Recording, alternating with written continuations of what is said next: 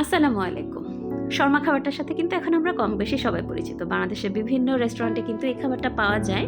আমরা আপনাদের সাথে আজকে শর্মা রেসিপি শেয়ার করব। এখানে আমরা কিন্তু বিফ শর্মা করছি। আপনাদের কাছে রেসিপিটা একটু লং প্রসেস মনে হতে পারে। তবে আসলে বাসার বানানো খাবারের সাথে কিন্তু রেস্টুরেন্টে বলেন আর অন্য কোথাও বলেন কোনো কিছুর সাথেই তুলনা হয় না। এখন আমি একটা বলি কিন্তু ৩ কাপ পরিমাণ ময়দা, ১.৫ চামচ পরিমাণ ইস্ট, এখানে ৪ চামচ ব্যবহার করেছি ইস্টের ক্ষেত্রে, ২ টেবিল চামচ পরিমাণ গুঁড়ো দুধ, লবণ এবং সামান্য চিনি নিয়ে আমি এটা হালকা গরম পানি দিয়ে ডো তৈরি করে নিচ্ছি। গরম পানি দিলে কিন্তু ইস্টটা অ্যাক্টিভেট হতে সুবিধা হয়। মাখানোর একদম মোটামুটি মিডিয়াম পর্যায়ে আমি ২ টেবিল চামচ পরিমাণ বাটার নিয়ে এটাকে মাখবো। ডোটা কিন্তু আমি একটু সফট করে মেখে নিব, এতে করে আমার রুটিটা ভালো হবে। ময়ানটা কমপ্লিট হয়ে গেলে আমি এরকম প্লাস্টিক র্যাপ দিয়ে এটা র্যাপ করে নিব, যাতে করে কোনো বাতাস ঢুকতে না পারে। এবার আমি প্রেসার কুকারে ৮০০ গ্রাম পরিমাণ গরুর মাংস নিয়েছি। এখানে আপনারা ইজিলি চাইলে ১০ থেকে ১২টা শর্মা হবে। এখানে পরিমাণ মতো লবণ, অফ ক্যামেরা কিন্তু আমি এখানে আদা বাটা এবং রসুন বাটা দিয়েছি, জিরা, গোলমরিচ এবং গরম মশলা গুঁড়ো দিয়ে আমি প্রেসার কুকারে ঢাকনাটা লাগিয়ে দেবো। আমার এটা টাইমের প্রেসার কুকার, যার কারণে এটা ২০ মিনিটেই সিদ্ধ হয়ে যায়। আপনারা আপনাদের সিটি প্রেসার কুকার হলে 5টা সিটি হলেই নামিয়ে ফেলবেন। যখন মাংস সিদ্ধ হয়ে যাবে আমি ঠিক মাংসগুলোকে এভাবে কেটে নিব। মাংস এভাবে কাটার কারণ হলো আমি মাংসগুলো বাটারে স্টির ফ্রাই করব। আপনারা চাইলে আগেই ছোট করে কেটে সিদ্ধ করে নিতে পারেন। এবার ফ্রাই প্যানে আমি বাটার নিয়ে নিয়েছি। এবার মিডিয়াম আঁচে আমি আস্তে আস্তে এই গরুর মাংসগুলোকে ভাজবো। একদম শেষে কিন্তু আমি কাঁচা পেঁয়াজ এবং কয়েকটি ৫-৬টার মতো কাঁচামরিচ গোল গোল করে কেটে দিয়ে দিয়েছি। এখানে ফ্রেঞ্চ ফ্রাইয়ের জন্য আলু কাটা আছে। এটা গরুর মাংস রেডি হতে হতে আমি ফ্রেঞ্চ ফ্রাইও ভাজা শুরু করে দিব। এপাশে ফ্রেঞ্চ ফ্রাই ভাজা হতে হতে আমি এবার রুটিটা তৈরি করে নিব। আমি আরেকটু ময়দা দিয়ে ডোটাকে আরেকটু সফট করে মেখে নিচ্ছি। এই ডোতে কিন্তু টক দইও ব্যবহার করা হয়, তবে আমি এখানে টক দই ব্যবহার করে নাই, কারণ টক দই ব্যবহার করলে এটা হয়ে যায় পিটা ব্রেড।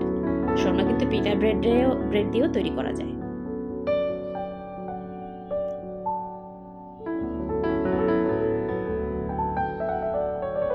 এই রুটিটা তৈরির সময় আমরা যে তাওয়াতে সেঁকবো সে তাওয়ার আঁচ কিন্তু খুব হালকা রাখবো।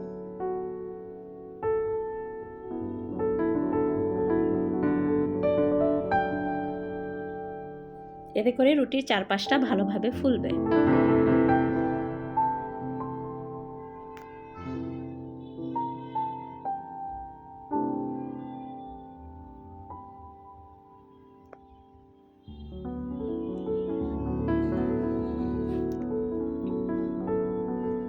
এবার শর্মা সসটা কিভাবে তৈরি করা যায় সেটা দেখাচ্ছি। এখানে আমি একটু লবণ নিয়ে নিয়েছি, একটু চিলি ফ্লেক্স, সামান্য একটু গোলমরিচ গুঁড়ো, এখানে 2 টেবিল চামচ পরিমাণ আমি মাস্টার্ড সসটা নিয়েছি, আর 1 টেবিল চামচ পরিমাণ আমি মধু ব্যবহার করেছি।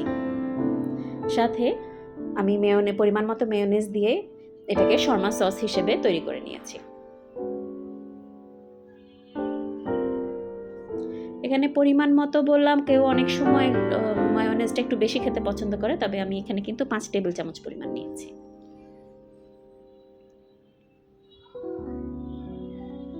এখানে আমি একটা শসার আচার করে নিয়েছি, এটা আমার বাসায় তৈরি করা থাকে, আপনাদের সাথে পরে কোনো এক সময় শেয়ার করব। যদি আপনারা টার্কিশ কাবাব খেয়ে থাকেন তাহলে এই জিনিসটা আপনারা সাথে পরিচিত থাকবেন।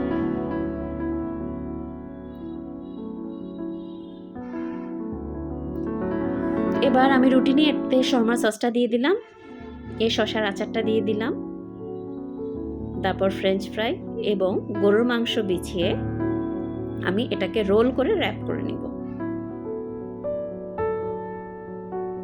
কাঁচামরিচটা দিয়েছি শুধুমাত্র আমরা স্পাইসি খেতে পছন্দ করি, তাই। আরাবিয়ানরা কিন্তু আসলে এই পরিমাণে স্পাইসি খায় না। ওরা শর্মাতে যদি স্পাইস ব্যবহার করে তাও আলাপিনো ব্যবহার করে, তাতে শুধুমাত্র মরিচের একটা ঘ্রাণই পাওয়া যায়, খুব একটা ঝাল হয় না। এভাবে আমরা শর্মাগুলো তৈরি করে নিব। মাঝখানে কেটে পরিবেশন করব।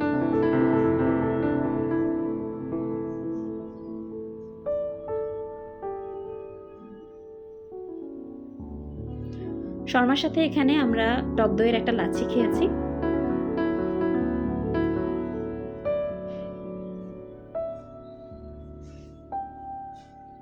এরকম রিচ খাবারের সাথে কিন্তু লাচ্ছি খেতে ভালো লাগে। কেমন লাগলো জানাবেন। ধন্যবাদ। আসসালামু আলাইকুম।